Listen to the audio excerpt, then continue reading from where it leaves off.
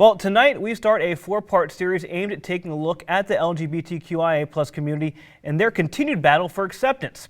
As we speak, we are in the middle of Transgender Awareness Week, and we're going to begin with the story of a brave transgender man living in Wicomico County. For Harper Howard, acceptance is something he's had to struggle with, not only with society, but with his family and even himself. That's all I want. I don't care if you like trans people, I just want you to coexist with me. Acceptance is something that most people crave, and for Harper Howard, a 19-year-old trans man living in Salisbury, that's no different. I feel like I'm always having to explain myself to people. That's something I feel like I have to explain. I'm trans, you know that. Don't get mad, don't act weird, I'm trans. For Harper, the battle for acceptance first started at home with his parents. He says at first he thought he was lesbian, but after finding more about himself, he came out as trans at age 13, which for his parents was too much to handle. I was on Instagram and I went by Harper and everything, and they told me I had to stop pretending to be a boy on social media. They told you that? Yeah. And what are you feeling when they tell you this, your parents? It was hard. It was like one of the hardest things because, you know, you're always taught that your parents are supposed to love you no matter what. And I mean, like, when my dad and my stepmom, which are the two people that have always, like, been there for me, like, were like, no, that, like, hit hard. They, like, scared me because I was like, if this is how my parents are going to react, who else is going to, like, if they can't love me now, how can I expect someone else to love me? But it wasn't just at home that Harper fought the battle for acceptance for who he really is. At school, things weren't much better. I was telling people, like, I'm a boy, and then people are like, no, you're a girl. So it's really hard when you feel something on the inside, but your outwards, like the way I present myself wasn't masculine enough for society to accept. To him, he says he felt like he was losing the battle on both fronts. And that's when things took a turn for the worst. I was like right before my 10th grade year. I did not want to go back to Bennett. I was scared. I was like, I can't go back another year to be called by my birth name and continue in this house where no one accepts me. So I tried to kill myself. For Harper, that was rock bottom.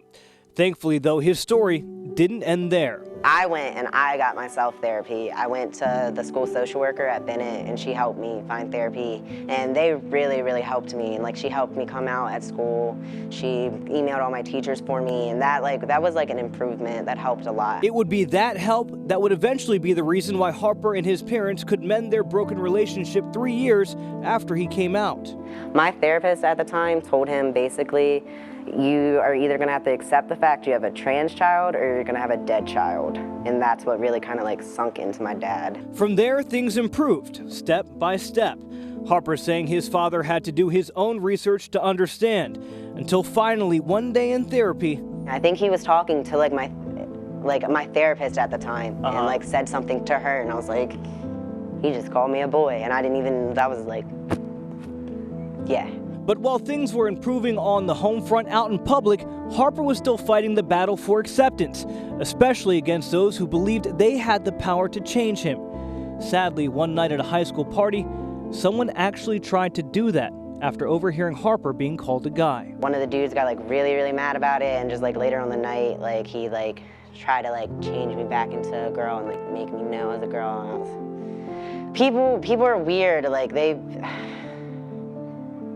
disgusting. Like they feel like they're right and they try to install that in your mind. Make you know you're a girl.